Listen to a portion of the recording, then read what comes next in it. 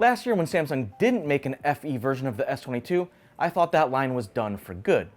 But much to my surprise, the FE line is coming back this year for the S23. Now that said, Samsung is making some changes to the line, the first of which is that the FE isn't going to stand for Fan Edition anymore, it's just going to be FE. Now I kind of get that on a couple different levels because that whole Fan Edition branding never really made sense to me, because if you were a big fan of the Galaxy S line, you'd probably just get the phone right when it launched instead of waiting about half a year later for a slightly more affordable version. So going forward, it's just going to be FE, doesn't stand for anything, and that's that.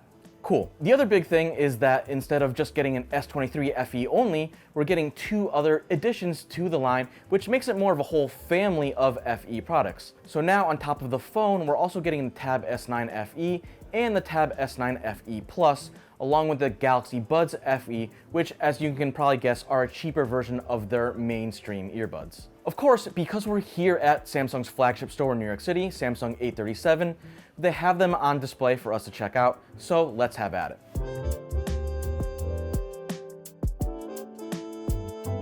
So, as you can see right here, we have the S23 FE, and it's available in 4 main colors: cream, graphite, lavender, and mint, although there are 2 special edition colors available exclusively on Samsung.com. We don't have them here to show you today. If we can flip the phones around, it has a 6.4-inch OLED display, which sits right in between the standard S23 and the S23 Plus. Same goes for its 4,500 mAh battery. So if we flip it around to the back again, you can see we have 3 rear cameras. There's a 50 megapixel main camera, a 12 megapixel ultra-wide camera, and an 8 megapixel telephoto camera with a 3x zoom, which is a pretty nice range of focal lengths, especially on a slightly more affordable version of the S23. And then, of course, in front you get a 10 megapixel selfie camera. Now, in terms of performance, you're not getting that super new flagship chip because we're using last year's Snapdragon 8 Gen 1 chip in North America, although there may be some Exynos chips in other parts of the world. That said, those processors are still pretty fast, so unless you're doing some really hardcore gaming or video editing,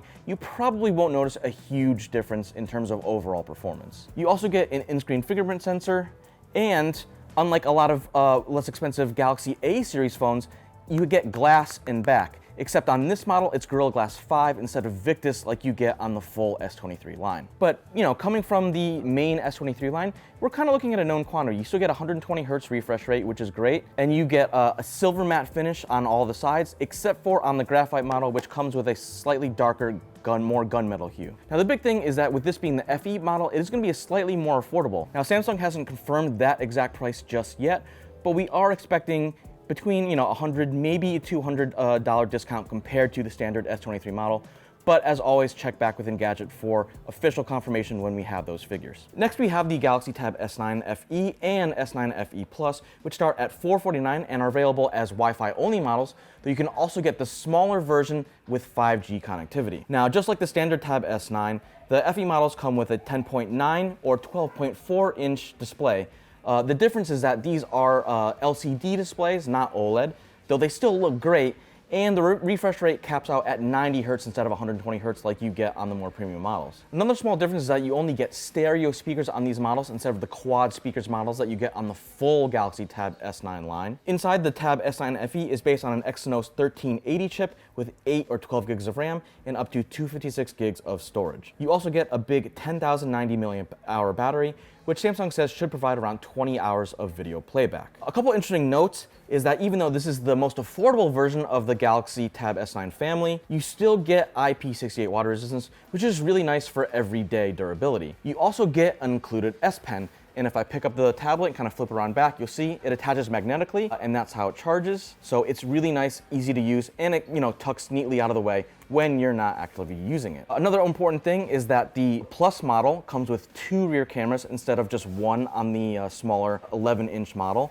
But you still get that really nice build quality. You got a matte finish in back, and you can see it's super thin. And that's, you're really recapturing some of the best qualities of the original Tab S9 line. And you'll also notice that you get 2 different colors. So you have a more silvery version and then a darker gray version right here. One other thing is that even though these don't have the super flagship processors in there, you still get support for Samsung's DeX mode. If we boot up into DeX, you still have that very familiar, more desktop-like UI. So if you want to get into something, more productivity focused instead of just simply watching videos or browsing the net, you have that option, which I really appreciate. And finally, we have the Galaxy Buds FE, which start at just $100 and come in white and black. Now, as you can see here, if I hold them up next to my Galaxy Buds Pro 2 case, the case is basically the same. This one's shiny, and then the Buds 2 Pro are matte, but pretty much the same thing. You get a USB-C port in back for charging.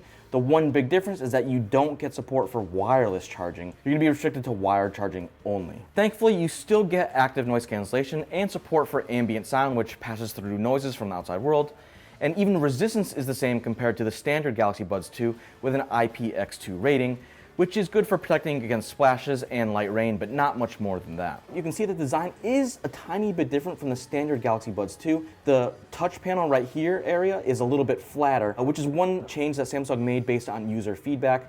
This is supposed to make it a little bit more comfortable to wear, though I think it's one of those things where you have to really wear them for a long time before you'll notice. Now, one interesting note with the Galaxy Buds FE is that according to Samsung specs, battery life is actually slightly a bit better than the regular Galaxy Buds 2. We're talking around 6 hours with ANC on or 9 hours with ANC off, plus another 3 to 4 full charges stored in the case. The two notable new features with the Buds FE though are support for easy pairing and auto switching, so it's easier to switch audio sources between different devices, and the ability to track down the Buds via SmartThings Find in case you lose them. So now that we've checked them out, I kind of like what Samsung is doing with the FE line as a whole, because now that we have a phone, 2 tablets, and Buds, it feels like a much more cohesive family that kind of all plays together instead of just having a one-off phone that's a little bit more budget and not quite as nice. On top of that, I really appreciate how they didn't mess with the designs of the phone even for the more affordable versions, so it still feels like you're getting a very premium product, even if they're not quite as fast or are missing some features like wireless charging. Now, that being said, a lot is really gonna hinge on the exact pricing of the S23 FE to see how it compares, at least value-wise, to the standard $800 model. So for more info on that exact pricing, stay tuned to Engadget.com, and for more coverage on the FE line as a whole when the devices start coming out later this month. But for more coverage for all things tech, as always, don't forget to comment, like, and subscribe for more news, reviews, and videos real soon.